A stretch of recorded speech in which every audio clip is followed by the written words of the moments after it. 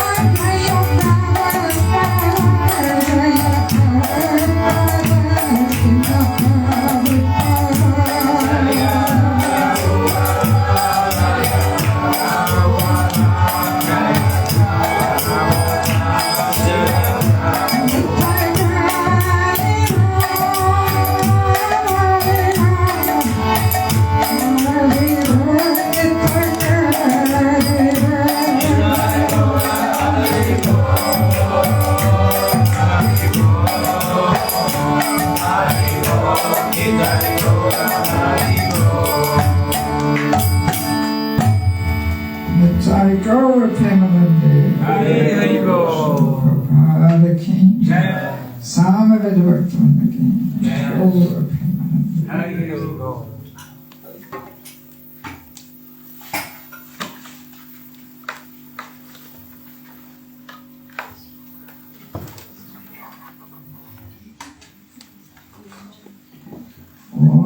Agyantimandasya Agyananjalasharakaya Chakshurmalitam Dana Tasmai Shri Gurave Namaha Shri Chaitanya Manubhistam Savinam Yavattare Svayam Upakaramayam Dhanati Svavadantikam Namah Vishnavara Kashavasa Vuttare Srimate Bhaktivedanta Swami Nityananda Namaste Saraswati Deve Gauravani Pachayane Nirvishesha Shunyavadi Paschatari Shtatari Vanchakalpatarubhyascha Kripa Sindhuvevacha Patitanam Pavanebhyo Vaishnavebhyo Namo Namaha Jai Shri Krishna Chaitanya Prabhu Nityananda Shri Advaita Gadadhara Shivasari Gaura Bhakta-vrinda Hare Krishna Krishna Krishna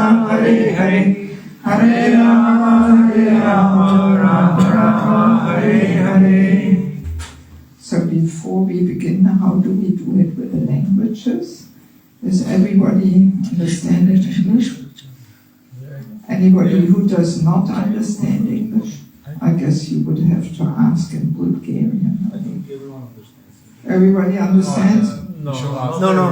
He will translate. But there is a person which... But see, if it's only 1 or 2, 3 people, then best you sit in the corner and translate parallel. Because otherwise it takes too long, you know. But also here, for the online viewers. No, but see, this is so much more tedious. You know, sentence by sentence. Twice more time. Yes. So too bad if people are not coming then.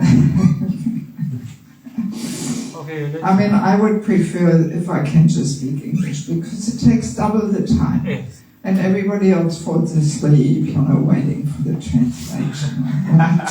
Yes.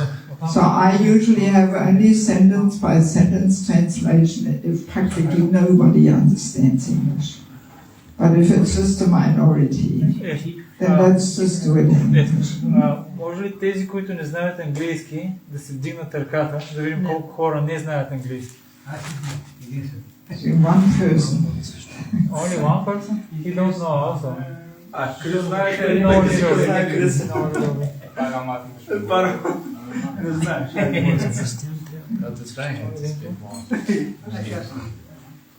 Okay, then we can let's skip. We can skip translate.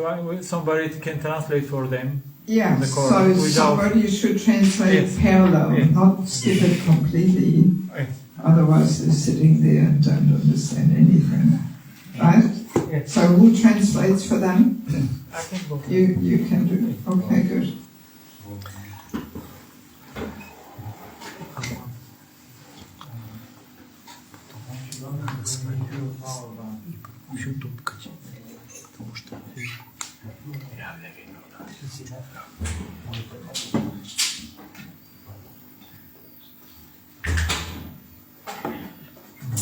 Okay, so first of all, thank you very much for coming together. I never even expected so many people to come. Amazing. And since some of you may meet me for the first time, maybe I should introduce myself a little bit. Right? Okay, so my name is Devaki. I am by nationality German, but I left Germany already 42 years ago. Yeah, please, everybody switch off your phones. Please. Everybody switch off your phones. Yes, so I left Germany over 40 years ago. I came to Krishna consciousness in Australia, traveling the world looking for a higher purpose to life. So, and I met the devotees in Sydney, outside Sydney, on a farm. And within the first week, I moved from the visitors' room, guest room, to the dormitory in the ashram. So it was very quick. I was very desperate. I was really looking for something higher. And as soon as I started reading Bhagavad Gita and Science of Self-Realization, they were the two books I read first. So I immediately realized that's it. So that was in 1985, 40 years ago. And since then I've been full-time in Krishna consciousness. I gave up my professional life already before I even met the devotees. So I spent 4 years in the Brahmacharini ashram in Sydney, getting the basic training of devotional life. And then I was married for 10 years, and during that time we pioneered the first, you could say the first more organized temple in the former Soviet Union. We were in Latvia. So that was in 1989, when just the communist system fell apart. So, and it was a very adventurous time in pioneer work. Oh, thank you very much. I was wondering whether there's a key, but I couldn't see one. And I thought, well, this is like big family here, and I need to lock the room. We started from nothing. We had no temple, no deities, no saris, no spices, nothing. And within a couple of years, we had 65 brahmacharis and 30 brahmacharinis. They all came from former Soviet Union, because the borders were open and people heard, oh, there's some devotees from Australia there, so let's go. So, it was quite a dynamic time. Whole big adventure. So, and then in 1999, my former husband left me and left Krishna consciousness. So Maya is very strong, even though we had such a wonderful time. Still, sometimes people think they missed out on something. So, and since 1999, I'm basically living out of a suitcase, and I spend 5 months per year preaching in India and Bangladesh, and 7 months per year all around the world, basically. The only continent where I don't go is South America. I haven't been there yet. But otherwise, USA, Canada, Australia, New Zealand, South Africa, Mauritius, Kenya, all around Europe, so many places. And I have been preaching in Bangladesh for over 20 years. And Bangladesh is a very special place. It's the place where most of Mahaprabhu's associates come from. Actually, I even got some little Mahaprasadam from Bangladesh for you. So please remind me, in case I forget to distribute it, from Khechuri Dham. That's the place where Narottam Das Thakur was arranging for the first Mayapur, I almost wanted to say Gopanim festival. So Bangladesh, very special place, and over 20 years of preaching there, because when I'm there, I'm only with the local devotees. There's no Western devotees, no Indian devotees, so I'm only with the locals, and I live with them and preach with them and travel with them and eat with them and do everything with them. So I learned so many things from them, and that actually put my whole worldview upside down. And it really transformed my vision of life and also my vision of spiritual life. And that inspired me to establish an institute for spiritual culture, because I realized devotees need some training and education in how to practically live Prabhupada's teachings. We tend to study and learn and repeat it, but we are quite far away from living it. So that's what I'm trying to teach and preach, how to actually practically apply what Prabhupada has given us, mainly in the Bhagavatam.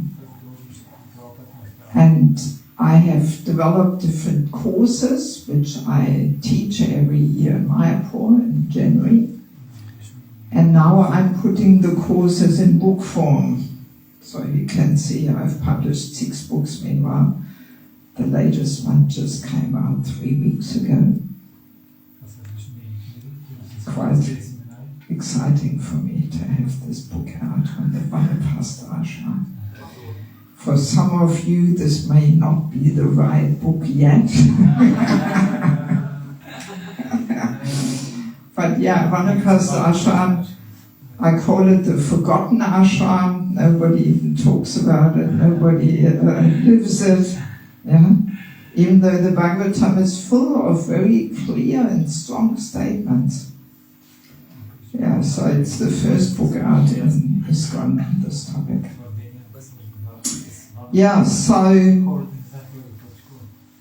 So that's my humble mission, and I'm also conducting holy name retreats around the world. So that keeps me busy.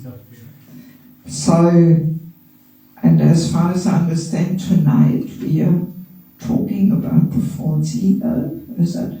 Yes? Okay. Well, let me share a few realizations first, what inspired me to give this topic of the false ego more attention. Because for many years I have been conducting holy name retreats, and one day it really, the realization hit me that unless we parallel to our endeavors of getting on deeper levels of chanting, if we don't parallel also make endeavors to let go of the false ego, then our chanting can be compared to an elephant taking bath. So, elephant, after taking bath, what does he do? With his trunk, he takes all the dust and throws it back on his back. And that's basically what we do, because we make all these efforts to chant, but then we slide back into our false ego patterns of behaviors. And we are so trapped in them. Yes. And as long as that happens, we can't actually receive the power and the benefit which the holy name carries. Because as we all know, Mahaprabhu was saying, Trinada Pisunichena, so we have to be more humble than a blade of grass, more tolerant than a tree, which means false ego has to be subdued and dissolved. And only then we can actually chant the holy name. Yeah, so these two things have to go on parallel, that we make endeavors to chant, and I believe we will talk about that tomorrow evening in some post-program video. So we have to make some efforts to get to on deeper levels of chanting, and at the same time also dissolve our false ego. These two things have to go parallel. And only then we can actually really chant. Yes. We can also say, as long as we hang on to, getting this gratification of the false ego, satisfying the false ego, we commit the 10th offense of maintaining material attachments even after understanding so many instructions on this matter. So then again, we actually cannot really get the benefit from chanting. You know? So that's why this topic of false ego is such an important one, really. Because false ego is so subtle that often we don't identify it at all. We don't even realize how the false ego gets into our way and tortures us. Also, another thing is that the bigger the false ego is, the less we can see it. So you would normally think it should be the other way around, that the bigger it is, the more clearly we can identify it. But no, the bigger it is, the less we realize.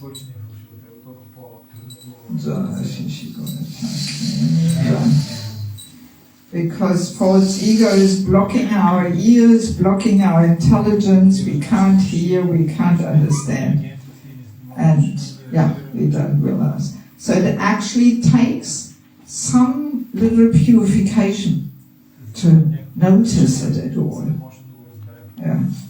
I once had this interesting situation where one Mataji, who I've known for many years, she has quite a dominant and strong and prominent false ego. And therefore she always gets herself in some conflicts and tensions with other devotees. So then one day she was turning to me a little frustrated and revealing her mind.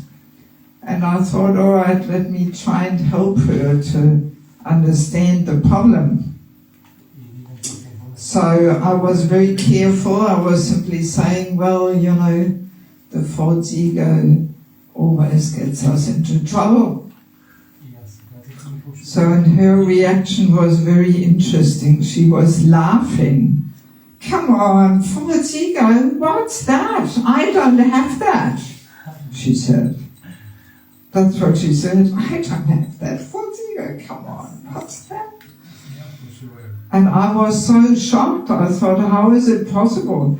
You know, a person having such a strong, dominant false ego, and she says, I don't have one. I didn't know what to say. And then finally I simply said, well, I wish I could say this about myself, that I don't have a false ego. That's all I said. I knew there was no use of saying anything more than that. Yeah, so that's the thing, you know, that the more prominent it is, the less we identify it. Yes. Also, I remember another time I gave a seminar on this topic in Vrindavan, and afterwards one Mataji came up to me, and she has been practicing for at least 20 years, living in Vrindavan, very serious devotee. And she was saying to me, oh, thank you for giving the seminar. Now I realize I have a false ego. And she said, I always thought this was some theoretical, philosophical thing which has no relevance for me. But now I realize I actually am affected by this. Yeah, and this can happen after 20 years of practice. The people don't even realize, don't even know it. That's how subtle it is. So the actual whole seminar is about 10 hours. So we only, I'm not even sure, do we have only the session, or will you all come tomorrow morning also? Yeah. Yes, who is coming tomorrow morning? Okay, well, a few of you, okay. So then maybe we can have one session today and one session tomorrow. But still, I mean, the whole thing is actually 10 hours, something like that.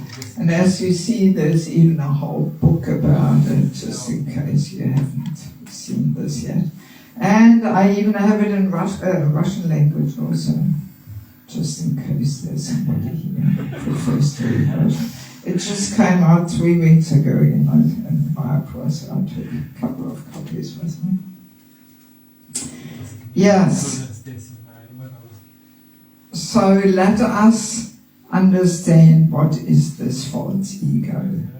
So, as we know, the soul is covered by the gross body, made from earth, water, fire, air, ether. And then there's the subtle body of mind, intelligence, and here we have it, false ego. So false ego is the most subtle part of the subtle material body. And interestingly to understand, in the same way with the gross body, earth, water, fire, air, ether, how can you separate them? You show me where's the earth in your body, or the fire. You can't. It's all mixed together. Yeah. And similarly, it is also with the subtle body. So mind, intelligence, false ego, very difficult to separate. They are intertwined, they affect each other backwards and forwards. Very difficult to really distinguish them. But we can say false ego is using the mind and intelligence as tools to get the gratification the false ego demands. So even when we chant our japa, for example, when we think the mind is giving us trouble, then we can actually, if we look a little deeper, we can see that behind the mind is the false ego. And the false ego uses the mind to, harass us and torture us. But actually the root cause is the false ego, not the mind. The mind is simply the tool which the false ego is using. Yeah, so they affect each other backwards and forwards. And false ego in a nutshell means we think ourselves to be something which we are not. Right? That's basically what the false ego is. That we think ourselves to be something which we are not. So if there's false ego, there also has to be a real ego, right? So our true, do you understand also English enough? Bulgarian. So you're listening to him. Okay, good. Yeah, so if there's false ego, there also has to be real ego. So our true identity is Jiva Sudhara Krishna Nityadas. I'm eternally servant. That's our true identity, our true ego, to be servant and nothing else. But the false ego makes us believe that we are so many other things apart from, instead of being servant. We think ourselves to be the enjoyer, proprietor, controller. That's more on the subtle platform, but then also the grosser designations we are accepting, right? I'm a boy, I'm a girl, it starts from small childhood onwards. So then we grow up, I'm a student, I'm a medical student, engineering student, this, that. So many designations we accept as we go through life, right? Yes, and false ego already starts acting at young childhood. I remember once I was visiting one family. They had a 1-year-old daughter. She could not talk yet, but she could walk. So she was getting all... Didn't we say that everybody should switch off their phones? So while I was speaking to the parents, the daughter was bringing all her toys from her room. And I didn't give it so much importance. I thought, okay, she's getting her toys. But then the mother said, oh, she is showing off her toys because you are here. And I was thinking, oh my God, already at that age it starts. You know, that we show off my toys. They are so special, and because they're my toys, that's why I am so special. So this starts already at young age, 1-year-old, you know, showing off the toys. Yes, and actually it starts even before 1 year of age. Anybody who has children remembers that already at younger age the kids have their ego battles and try to get their will through and you know, make tantrums and bring attention to themselves and all that. So that's when it starts, at youngest age.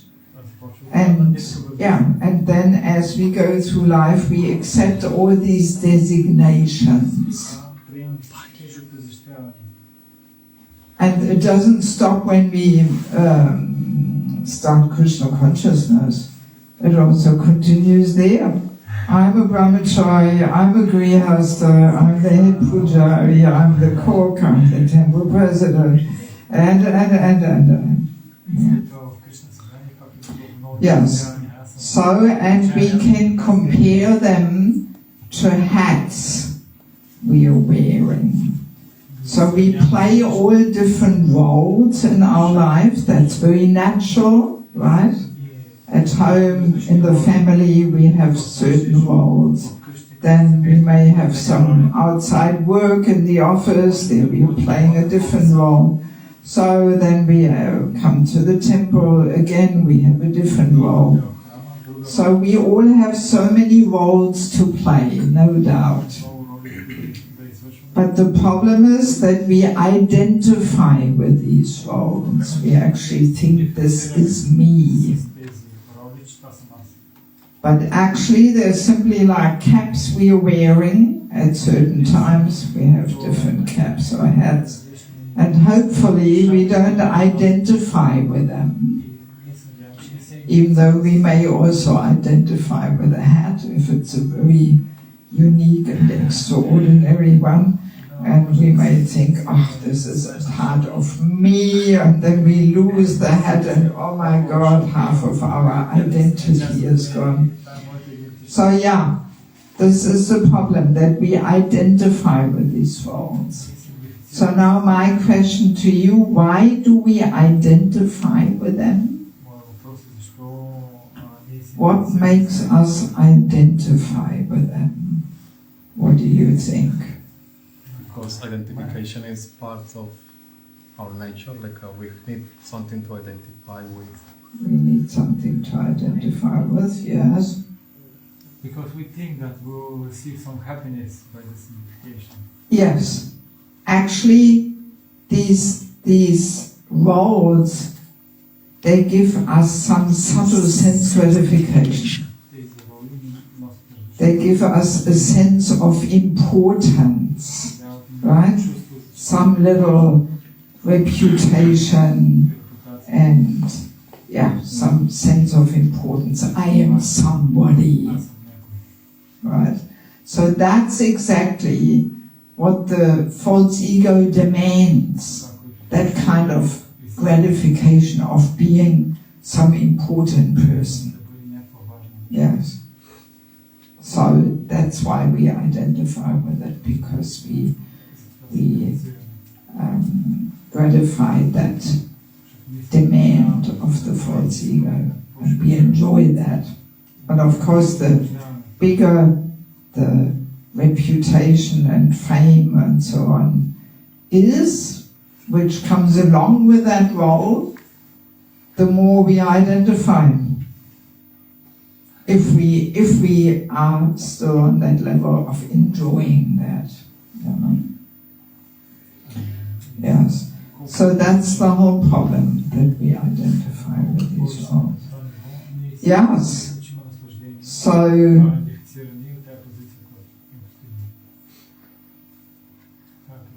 very clearly, when we, understand that we think ourselves to be something which we are not, that actually can never give us a peaceful situation in life. Right? If we try to pretend to be something which we are actually not, so much anxiety will come along with us. Right? It's obvious. Yeah. I mean, we can imagine ourselves, let's say we are the new Bhakta in a big temple, and then one day we proclaim, so I am now the temple president. So this would bring a lot of anxiety along. How do I convince everybody that I'm now the temple president? And what if they actually notice that I'm not? So much anxiety, you know? So then if we say after a few days, okay, it was just a joke, I'm actually just a new Bhakta. Oh, thank God, what a relief, you know? Then we don't have to pretend to be something which we are not. So that's basically the situation of the living entity in the material world, because we are constantly under this pressure of trying to make everybody believe that we are something which we are not. That brings so much anxieties and fears and cannot be a peaceful situation. And as we gradually, free ourselves from the effects of the false ego, proportionally we become more and more peaceful. Yeah.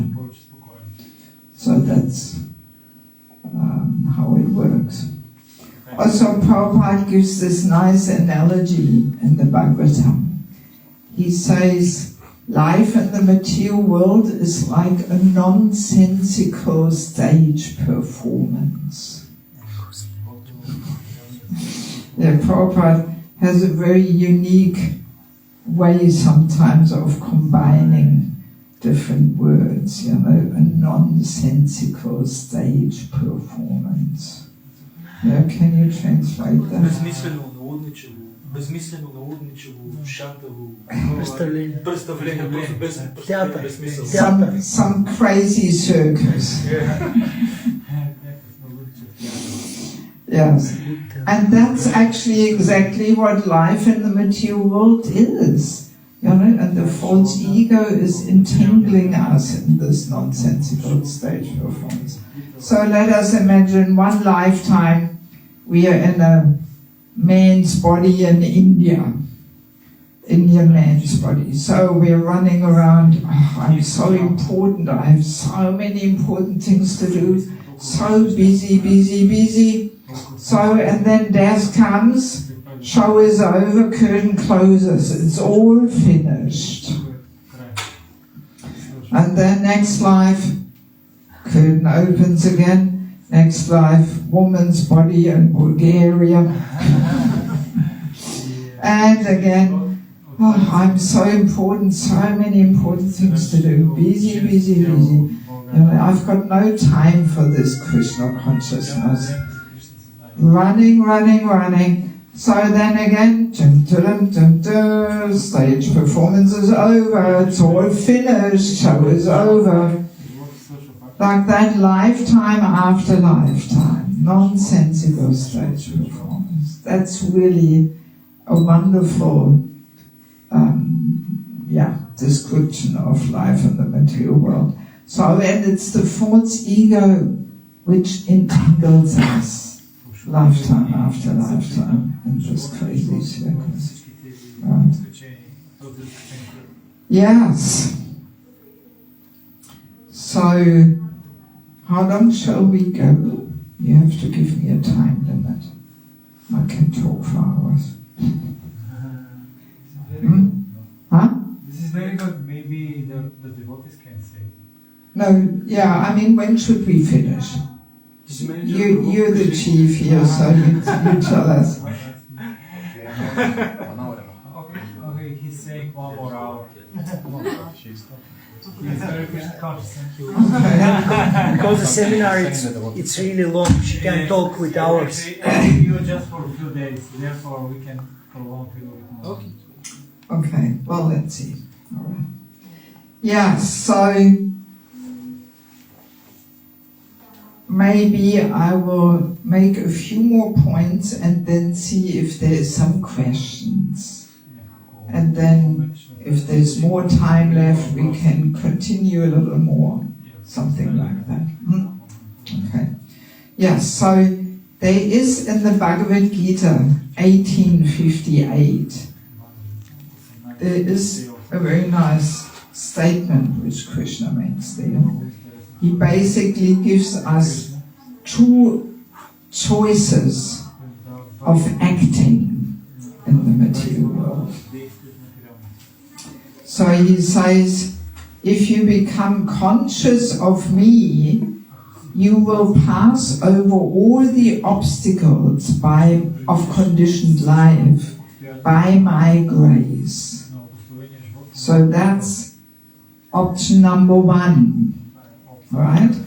Let's have a quick look again.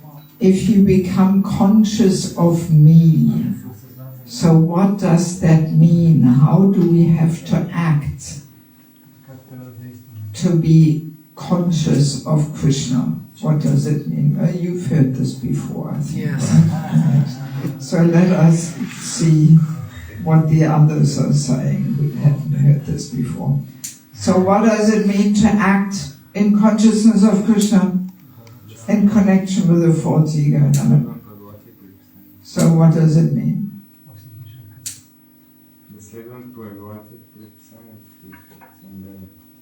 To follow the rules and regulations. Yeah, well, that's one thing, that we follow Krishna's instructions and recommendations.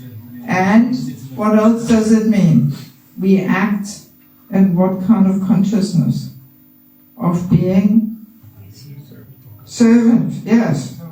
Because that's our constitutional position, to be servant, Jiva Srupa Krishna Nityananda. So if we act in this consciousness of simply being servant and nothing else, and apart from that, also following Krishna's instructions and recommendations, so then we can pass over all the obstacles of conditioned life by Krishna's grace. Well, that sounds pretty promising. We can also remember this analogy of life in the material world being like an insurmountable ocean of material existence. There's a nice BBT painting where there's a person in the waves of a big ocean crying out for help. Actually impossible to get out. Yes, by yourself. Impossible. So this ocean, this insurmountable ocean of material existence shrinks to the size of a hoof print of a calf filled with water. Bhagavatam gives that analogy. Hoof print of a calf, not even cow, but calf. So here we have Goshala and cows and calves. So if you go through the fields and you step over a hoof print of a calf filled with water, will that be a problem? No? Yes? No. No. You don't even notice it. So this ocean of material existence shrinks to that size of a hoof print of a car. No big deal to step over that. Right? Yes. So if we act in this consciousness of being servant, we can say every problem of life is actually solved. And it really is like that. We will get back to that a little later. So that's the option number one Krishna is giving us. Right? So, and then there's the other option. If, however, you do not work in such consciousness, but act through false ego, not hearing me, you will be lost. So that's the option number two. Yeah? That if we act through false ego, not hearing Krishna or his pure devotees, because false ego blocking our ears, blocking our intelligence, we can't hear, we can't understand. So then, sooner or later, we will be lost. At the latest, at the moment of death, when we have to do one more round in the material world. But actually already so many times before then, we are lost. It's a very practical point. When we look back on our own life, whenever we found ourselves in a challenging situation or in a frustrating situation or in any suffering condition, now looking back, most likely we can understand that the root cause was, yes, I was acting through false ego. I tried to be right. I tried to be the hero. I tried to know everything better. And I tried to save the situation and whatever, showing off somehow or whatever. At that moment, we probably didn't notice, because it's so subtle. But then later, when we look back, if we received, meanwhile, a little bit of purification, we can detect, yes, the false ego got me into trouble, and it created my miseries. Like that. Yeah, so these two options of acting are there, which at the same time also makes us understand that there are two different motivating forces in life. So the materialistic motivating force is the ambitiousness. I want to become a doctor, a lawyer, big, whatever. Actor. Or even in Krishna consciousness, I want to become a traveling preacher, world famous kirtaniya, guru, sannyasi, and so that is the ambitious false ego motivating force, that we accept some designation we want to become because we think this will give us some sense of importance. I am somebody. So that is the path to success in material life. That's what's happening out there in material life. The ambitious false ego motivation. Right? But then there is a different motivating force also in spiritual life. So what's the Vaishnav motivating force? I want to serve. Yes. All I want to do is serve. Because that's actually our true position. Yeah. So that is the path to success in spiritual life. That all all we should want to do is serve and nothing else. Give our heart and soul in service. Very interesting that in Krishna consciousness we don't need to, chalk out a career for ourselves. If we just give ourselves in service, then Paramatma witnesses that in our heart. And Paramatma will arrange all the right opportunities and doors to open for us to move forward. If we just have a serious and as pure-hearted as possible desire to serve, everything comes from that. Krishna personally arranges it. Yes. So we don't need to actually, make a whole plan. Oh, I want to do this and that and the other thing. But no, if we just give ourselves in service, Krishna will see this, and not only Krishna will recognize it, but also senior devotees will recognize. And naturally, more service opportunities will come towards us. It's also very practical and logical that if a devotee is very responsible and reliable and serves really to his best ability, that will attract more service opportunities. The senior devotees will think, oh, he or she can do more, let us give them more. Right? Yes. So just wanting to serve will bring the success in spiritual life. We don't need to plan our whole career. Of course, if we have some ideas how we could serve, no harm to reveal our mind to some senior devotees, a counselor or mentor or something, or guru, and see what they say. Not planning a career doesn't mean we should not have any desire, how we can contribute to Prabhupada's mission. But no need for this ambitiousness.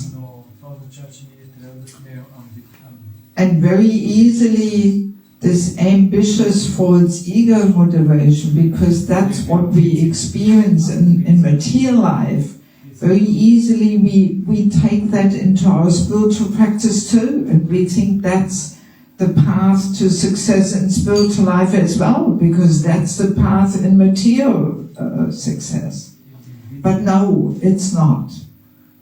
That's a very important thing to clearly understand, because this false ego ambitiousness always contaminates every endeavor, because the contamination lies in the fact that we want to bring glory to ourselves, not to Krishna and Guru and Prabhupada, but we want to enjoy ourselves that glorification and that sense of importance. And that contaminates any endeavor in Krishna consciousness. So the more free we can be from that ambitious false ego motivation, the better. Yeah. And we can very clearly see the example of our, first generation devotees, Srila Prabhupada's disciples. They received that empowerment coming from the Lord because they were willing to really sacrifice themselves for Prabhupada. Right? That's what empowered them. They didn't have some ambitious big plans, or even if they had some ambitious plans, and they won't be around anymore, most likely. Then they may have gone a different direction meanwhile. So because, without Krishna's empowerment, we actually cannot really make a contribution to Lord Chaitanya's movement. And that empowerment began when we have a serious and selfless desire to simply wanting to serve and sacrifice ourselves in service to Guru and Prabhupada's mission. So our first generation devotees, they definitely demonstrate that point, that just simply by being willing to serve, everything else unfolds from there. I once also heard this nice point in a class, that if we find ourselves in a situation where we feel we could do so much more for Krishna, but somehow it's not happening, it's not manifesting, the opportunities are not coming up. So that means that Krishna feels we may not be ready to handle the successes. Meaning, Krishna can see that if he would give us the opportunity to do what we would want to do, then most likely we would get too proud about our successes, and that would ruin our spiritual life. So therefore Krishna puts the brakes on, like the handbrake in the car. So Krishna puts the brakes on to wait until we purify our heart more, so we can deal with the successes without getting carried away and intoxicated by them. Anybody had that experience, that you found yourself in a situation where you felt you actually could do so much more, but somehow you could feel somebody was putting the brakes on and nothing really happened? Right? Anybody of you experienced that situation? Yes. Yeah, I also experienced it. And definitely when I look back now, I clearly understand why Krishna didn't allow things to happen, because I definitely needed more purification, and I still need more purification. But so Krishna sees, whether we are pure-hearted enough to really be able to deal with the successes. And if he feels we are not, then he will not give the opportunity. So we have to see things with spiritual vision, and not with mundane vision, thinking, my authorities are not allowing me, or maybe, I'm in a woman's body and that's why I'm not given the chance to do things or something. No, that's not the issue. The issue is Krishna sees that we are not ready to deal with the successes, and that's why he doesn't give us the opportunity. But in any case, understanding these two different motivating forces, we can also understand that false ego is not all bad. False ego also has some good part in it too.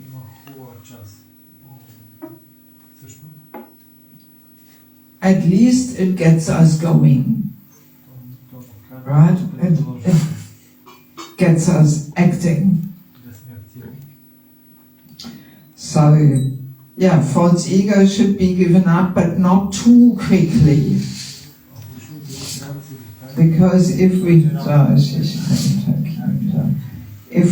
try to give up the false ego before we develop the motivating force of wanting to serve and please Krishna and his devotees, if we give up the false ego motivating force before then, we most likely will be drowning in tamaguna, in laziness, and we will not do anything. So initially, the false ego has some positive aspect in it too, because at least it motivates us. But we have to be very clear that this motivating force eventually has to be transformed and purified. That we don't want to forever remain on this false ego motivating force. Right? Like, let us give an example. I mean, here, yeah, we cannot really give the example of a usual ISKCON temple. But let us think of an ISKCON temple, Sofia.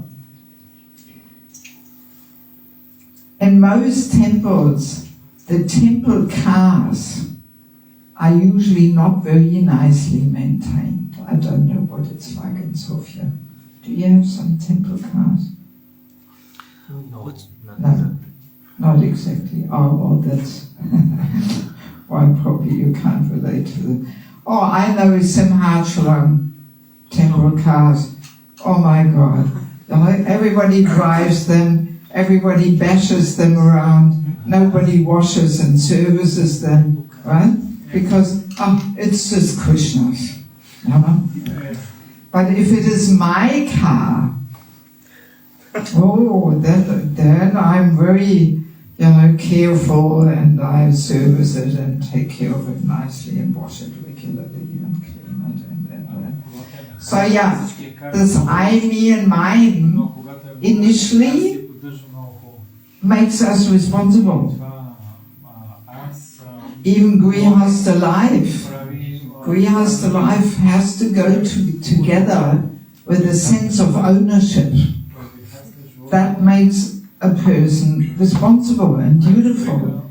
If there is this understanding of this is mine, and I have to take care of it nicely. So false ego, we can say it's almost like Krishna's tricking us, to become responsible and dutiful. Yes. So it's not all bad, but eventually, because we all start off with this false ego motivation, and as long as it's mine, then I'm very dutiful. So, but eventually it should become the other way around, that, this car is Krishna's, so I have to service it very nicely and keep it nice and clean. And my own car, not so important. But Krishna's car, that's most important. Or we should see our car also as Krishna's car, and everything as Krishna's, Krishna's energy, basically. But so initially there is some good aspects there. Also for us women, my child, my husband, that motivates us to serve. But eventually we should have that same concern for every living entity, not only my child or something. But initially this I, me and mine, teaches us to be dutiful and responsible and so on. And to purify this I, me and mine, that's why for Grihastha it's so important to give in charity, because that purifies that knot of attachment to I, me and mine. And I mean, when I came here this morning and I saw this ocean of greenhouses here, I was immediately thinking, yes, here the personal sense of ownership is definitely a strong motivating force. Yes. And it's good, yes. Because I have seen, especially rural communities, farms, when everything belongs to Krishna, they usually don't take off very well. Yes. Especially the economic development is not happening. Very clearly you can see it. Yes, because, if greenhouses don't own anything, that attracts people who can't get anything happening in life. Yeah. Anybody who has the capacity to get something happening rather does their own thing. Usually that's human nature. Yes. So, but if a farm community has no sense of personal ownership there, not much economic development happens. Yeah. Because we're just not on that level yet that we sacrifice ourselves in the same way for Krishna's project, then when it's my project. Yes. Yeah. Which means that the Palsigo here is working very well. Well, no, but I mean, yeah, I think it's a good example. I mean, I have not seen an ISKCON project of this kind of nature, where there's so much happening and so many greenhouses, and my God, But yeah, that sense of my project, this is a strong motivating force, very clear. That's why often in farm communities, in rural communities like Sinatra or others, I always recommend the leaders to privatize different aspects of the project, And if you privatize, that motivates people. But if it's not privatized, then people just don't give their full energy. I mean, we had that experience also when we started the temple in Riga. We had a shop. And as long as the shop was simply a temple department, and we were just paying people, no one cares so much. Yeah, people just sitting off their time there and go home. But then we said, all right, let's privatize it, semi-privatize, that people get some commission. And then people all had the ideas, it's Mother's Day, okay, let's make some gift packs there. And this is the use-by date is going out, so let's have this on special. And so then people were getting active, But when it was not their thing, there was just not that same interest there, So we discovered that very quickly, and we changed the whole system there. So very often I'm thinking, our farming communities around the world, they would take off much better if we would privatize different aspects, like summer cafe. You have a summer cafe where you have some pizzas, cakes, ice cream, this, that. If you have it as a temple department, it doesn't take off. But if you privatize it, you put a greenhouse couple in charge, so that's yours. And you can make a proper contract, how much goes to the temple, how much is for you. You can make it all clear and so on. Then people get into it, they work from morning to night, to get something going. Yes.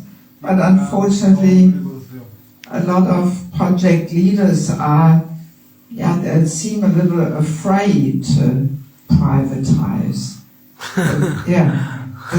They're afraid to lose the control and the assets go into people's pockets or something. And I'm always trying to tell them, no, it's a win-win situation. More people will come to the project. You will have more greenhouses. They find some way to maintain themselves. And the temple also wins and gets more income. I mean, it's a win-win situation. But somehow we're not quite there yet. But that's how you get Varnashram, actually. you know, by privatizing different aspects, and then, you know, everybody works according to their nature and contribute something to the temple and so on. So, anyway, so, but yeah, false ego is not all bad. At least it gets us going. But eventually we should have that same mood of sacrificing ourselves also for Krishna's pleasure and satisfaction, and not without that sense of ownership, you know. Because ultimately the sense of ownership is false, you know, because it's actually not ours, it's actually Krishna's. We came with nothing and we will leave everything behind when we go, so it's actually not ours, you know, but it's all Krishna's. Okay, so let us see if we have any questions or points for further discussion. That sounds really Russian. Yeah, okay. I read it, or I heard it. Radhanath Maharaj once mentioned that he met a yogi during his journey in Himalayas somewhere, who said that if you do something good and you tell about this to others, you lose the credit of So is it that if we act based on false ego, we are almost like punished by the laws of nature to lose like benefits of good deeds or something? Yeah, well, I've heard a similar thing in regards to when we make some vows. Let's say we make a vow for Kartik, and then we tell everybody what vows we make, so then we will lose the benefit. So basically, well, why do we tell people? Because we want to show off, no other reason. So, and then simply Krishna will not be attracted to that mood of serving, because we want to do it for our own glorification. So then Krishna doesn't give us that benefit. So at least, I would say, at least in these situations where, you know, where definitely the benefit is Krishna's mercy, directly His mercy, we will not get it. But maybe in other situations where it's more a karmic thing, you know, Krishna may still allow us to enjoy the good karma we are getting, even though we use it for showing off. I mean, there's so many wealthy people in this world who are showing off, and still they're not immediately losing their wealth or something.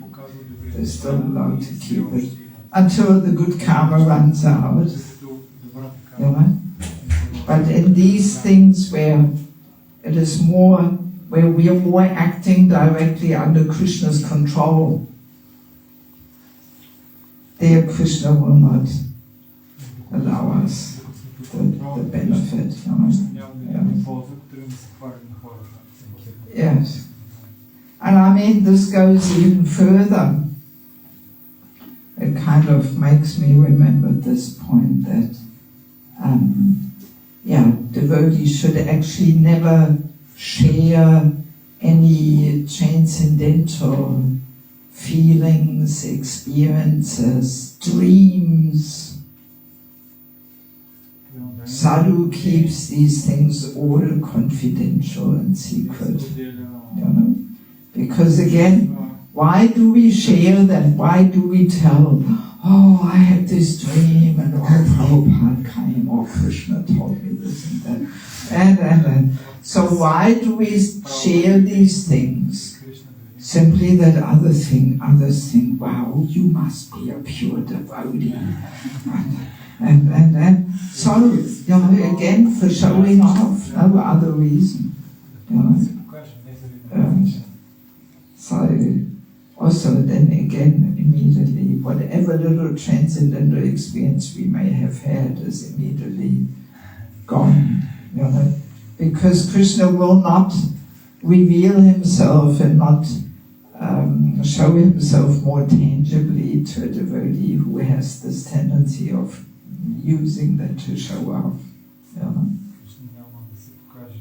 Apart from the fact that, yeah, often we may even make up things just to be sensational and attract attention or something. All these things are going on, yeah. That's why it's all false ego gratification behind it. You know? What else? But can we share them with like-minded devotees? Like the transcendental experiences that we have can be shared with someone who is like close to us, or it depends also in the motivation we have. Well, again, why do we share them? You know, why do we share them? Because we want to be recognized as being very special and unique and so advanced. Why else? I mean, I sometimes have people telling me all kinds of fun stories. So when I tell them, actually, we shouldn't tell them to others. Oh, I'm only telling you.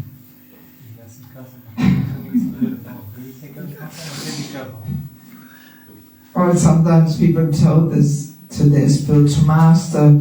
Oh, well, there we especially want to show off how advanced we are, you know.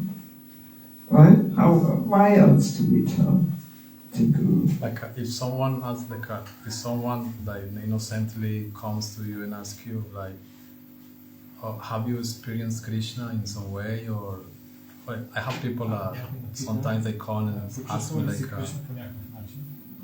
have you experienced Krishna in some way, or like how you really are convinced that this process is working for you? Like, can you tell me something that you have experienced?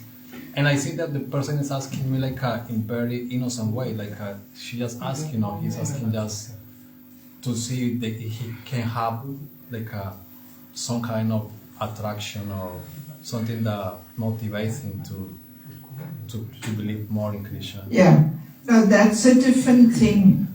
You know, like even in our holy name retreats, we are making a whole list of direct effects which are there in our life when we chant attentively. You know, so they are very clear basic things, that we lose attraction to sense gratification, that even in the most challenging, you know, situations, we can be actually steadily happy and satisfied. You know, so that these things are not these esoteric dreams and all these kind of things. No, there's very concrete ways how Krishna can manifest. You know?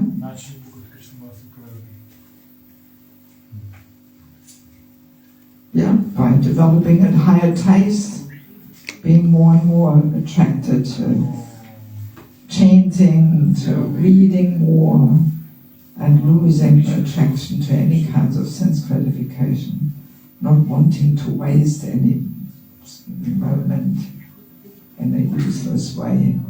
You know, so that's all different ways how we respond to chanting more deeply. And when we chant, we actually associate with Krishna. You know? So these things can all be explained according to Shastra, how Krishna manifests. You know? So that's a different thing than sharing all kinds of spiritual emotions and dreams, right? So that's different, isn't it? Yeah. Yeah.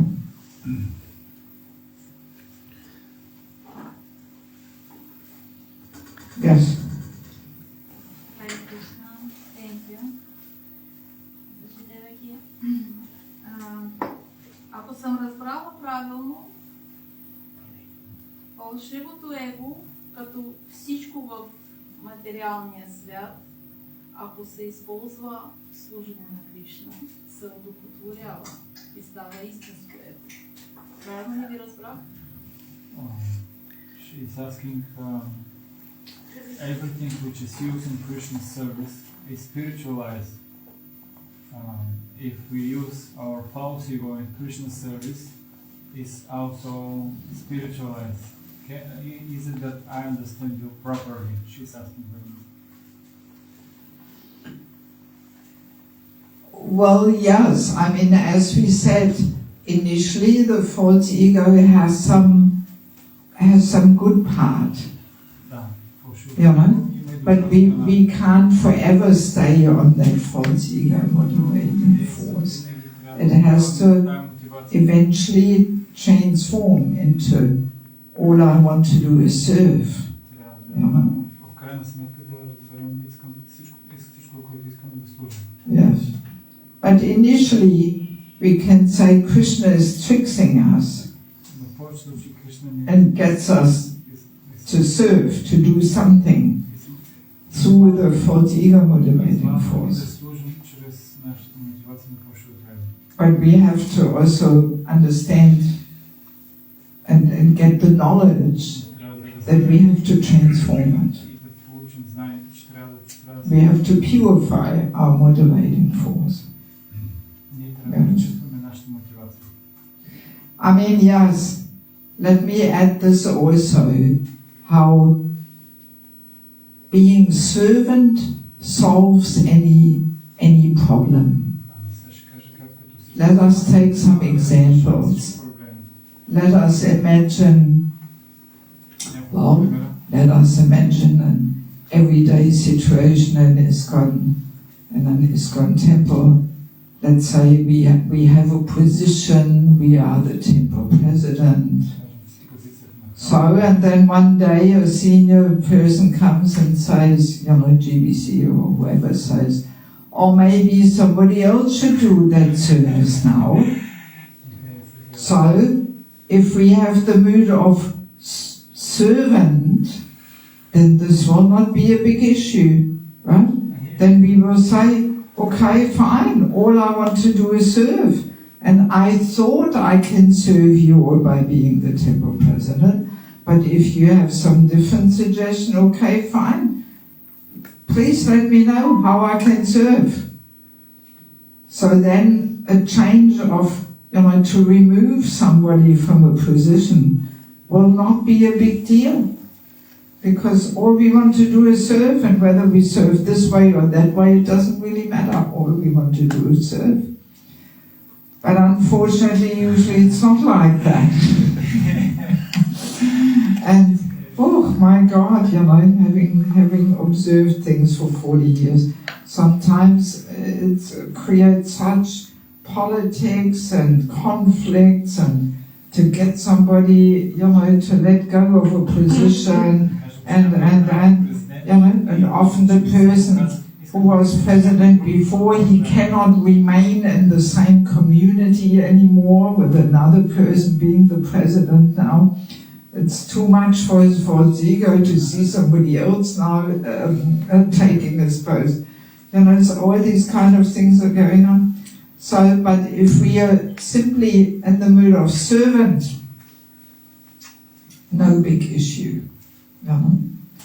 And it's actually with all different conflict situations, you know, it's something very practical we can keep in our minds, that whenever we find ourselves in a frustrating, challenging situation, let's do 2 steps back and ask ourselves, what am I here? Am I trying to be servant, or am I trying to be something else?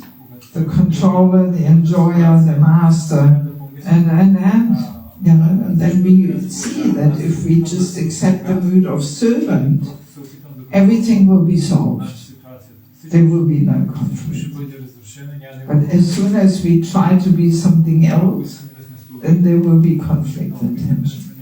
Or let's imagine we are a traveling preacher, we visit a temple and we are scheduled to give the Sunday feast lecture.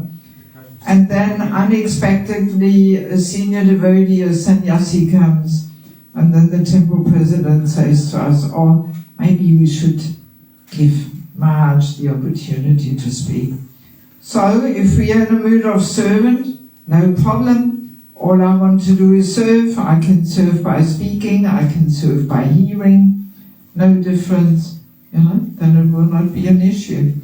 But if we are not in the mood of servant, then we will get all angry and agitated. What? It's unfair. I was scheduled. I especially came here and he was not even announced and we will get all angry and agitated, because we are losing that opportunity to gratify our false ego by sitting on the vyasasana or something, then we get agitated. But if we simply want to serve, then all right, no problem. We can serve this way or that way.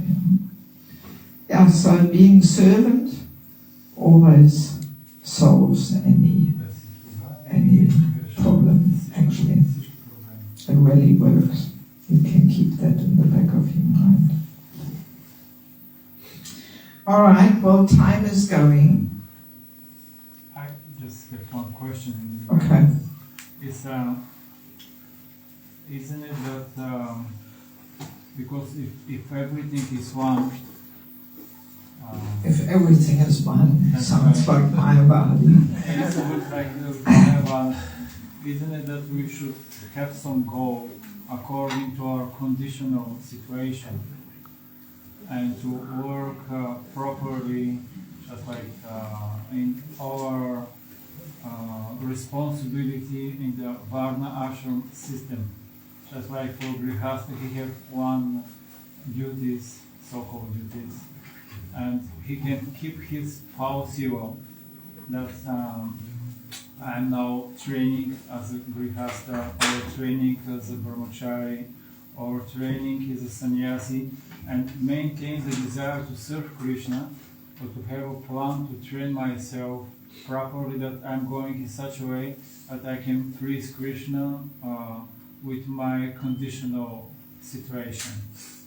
Is this like I have a plan to train myself better in my conditions as a sannyasi, brahmachari, or householder, and just like the sincerity, I know that is most important, but isn't it that simultaneously we have to keep this goal that I have to train myself in this position, just like according to Varna ashram? Yeah, so we may accept different roles, different positions, also different phases in life.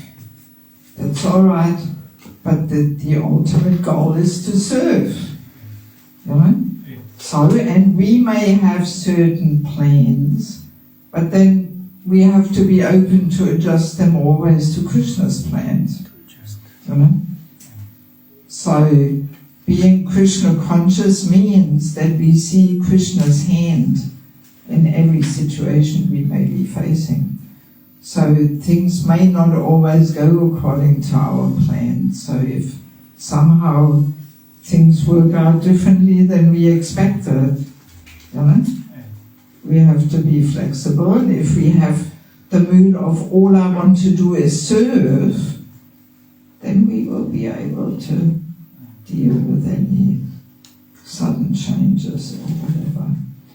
But yeah, Varnashram is only important up to the moment where we have a spontaneous attraction to Shravanam Kirtanam. Until then, it is important to act according to varnas and ashrams. But in any case, even the varnas and ashrams simply are stepping stones to cultivate a selfless mood of service, actually. Isn't it? Yeah. Okay, yeah? Okay, well, maybe I should say a few little words about the books I have with me, just in case there's somebody here who hasn't seen them yet. Yeah, is that all right? Yeah? Okay. Let me quickly get them out of my bag here. I know some of you already have some of these books, but then some again may not. So we have Spiritual Culture, Krishna's Divine System. Actually, this is all about the topic of the gender confusion. That man and woman are equal on the level of the soul, but not on the level of the body. They're very, very different on the level of the body. They're very different natures, different qualities, because according to Krishna's system, they're meant to play different roles. Yes. So it's quite eye-opening to read this.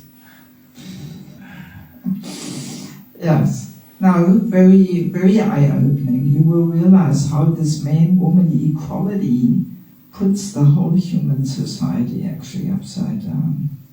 And again, since we are here in a rural setting, in a rural agrarian culture, men's and women's roles are very, very naturally falling into place, right?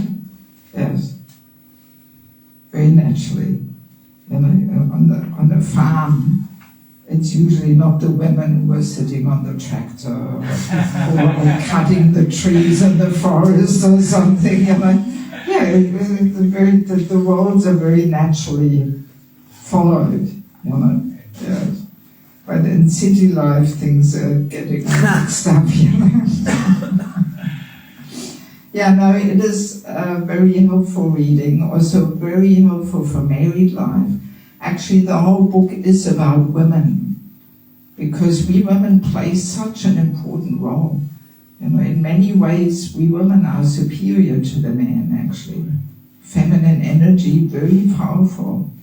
But also Bhagavatam says we are meant to be the power of inspiration to the man, and we are not meant to compete with the man.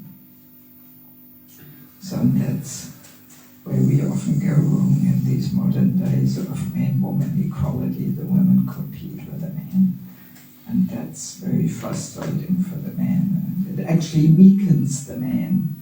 That's why in Kali Yuga the men become more and more irresponsible, because we women don't empower them. That's the whole problem. So yeah, even though the whole book is about women, it's not only a book for women. In fact, in India, they use this book in most big temples like Pune, Chowpatty. They use this book as a handbook for brahmachari training. Yeah. Just so that the man understand what is the role of woman. Yeah. But Vikas Maharaj had similar. Yeah, I know that book. Yeah. Okay, so then we have sheltering relationships. That's all about the importance of having a counselor, a mentor, especially in regards to the topic of false ego. Without a mentor, without a counselor, we cannot even identify the false ego in our neophyte stage. We need this well-wishing, more experienced friend who will point out to us, hey, relax, cool down, you're overreacting here, and. So yeah, I mean, just having Diksha or Shikshagu, not enough. We need a counselor, a mentor, who guides us on a very regular basis and helps us to move forward. And if we don't have that, very easily we stay in our comfort zone and then we become stagnant and nothing much happens in our life. And then we have the false ego, our constant companion and troublemaker. So I think we got maybe some little idea what this is all about. Of course, in the book is so much more. This was just a little introduction here today. And in this book is also a chapter on chanting the holy name, how to chant in japa and kirtan in order to dissolve and subdue the false ego. So it's a good combination, false ego and holy name. And these 3 books I also have in Russian there, but the other books I only have in English. Entering the Grihastha Ashram, this is a handbook for matchmaking. I'm not sure how relevant this here is, but maybe. Yes, it helps us to understand whether a man and a woman are compatible for marriage. Very important topic. We have a very high divorce rate. I heard also here in Bulgaria there's quite a few divorces happening.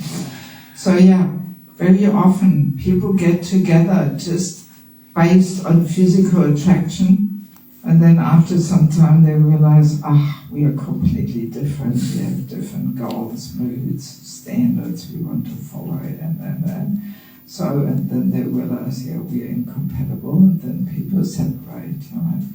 So that can all be avoided if we do things according to Krishna's recommendation, that we find somebody who helps us to, select a compatible person who is on the same page type thing.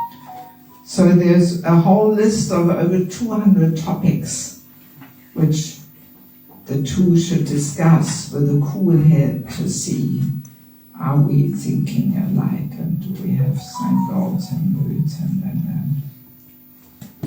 and then we have family life as an ashram, secrets of success, how to create the culture of bhakti in our home. We need some training in this. Many married devotees, family life, we cannot even call it an ashram. It's not really a place suitable for cultivating bhakti, so we need some training and education on this. Actually, all the books are 15-hour courses, which I usually give in Mayapur. So it's quite some solid education here. Many temples use them as handbooks for training devotees or preachers. All they have to do is read 1-2 chapters, take some notes. Prabhupada's quotes are all in there and ready as your seminar. So very useful for giving classes and preaching. Also in this book is a whole chapter on physical intimacy in marriage, how to live this principle of no illicit sex life. There's also a lot of confusion over this. And I did some research and I came across interesting episodes and instructions from Prabhupada where he says things which are not in the Bhagavatam. And that adds a different perspective to the whole topic. So I hope this will make our family life more Krishna conscious and at the same time more emotionally balanced and harmonious. And then the new one, the Vanapasta Ashram, meeting death with joy. There's a whole chapter on death in it too. What happens, all the subtle aspects of death, how to prepare, how to support and accompany others on that final journey. I have accompanied quite a few devotees in the last 2 weeks, Also my own parents. when they left their bodies, I stopped all my traveling. I flew back to Germany and I was there and I kept them at home. They didn't leave in the hospital. And I helped them to focus. And both my mother and father, they had quite amazing departures, even though they were not chanting Hare Krishna or something. You know. So yeah, there's a lot of things we have to know what to do and what better not to do to support a person to let go and move out, you know. Yes. And Vanapastasha is something everybody should know. What is this Vanapastasha? You know, there's so many misconceptions. People think, oh, husband puts on saffron and walks out the door. But no, it's a team thing. Husband and wife work as a team and do that together. Yes. Very practical steps and so, you know, even some of you may think, oh, this is far away, but no, we should know and we should plan and cultivate and meditate. How do we want to retire, you know, in Krishna consciousness? I mean, non-devotees, they meditate and plan for 30 years their retired life. But we devotees, we don't even realize that there is something else after family life, that there is another ashram, and it's a must. Yeah, it's for everyone. Because at death we have to remember Krishna alone, and that's not easy, you know. So it requires some serious preparation to really remember Krishna alone. And not Krishna and my wife, my husband, my children. So yeah, important topic. Yeah, so if any of you would want to get some books, these last 4 books, yeah, I'm not sure, usually I'll distribute them for 15 euros, which would be around 30, how do you call your money? Lever. Okay. And the first 2 are 10 euros, which would make it 20. I'm not sure, I hope this is not too much. It simply costs quite a lot to send them from India. Yes, they're printed in India, so quite costly. Yeah, so if you want to get some books, it will be my greatest pleasure to put them in your hands. Okay, so let us finish on that note, 8 o'clock. So shall we continue a little more tomorrow morning? Yes? What time do you usually have your morning class? It's close to 8, 5 minutes to 8.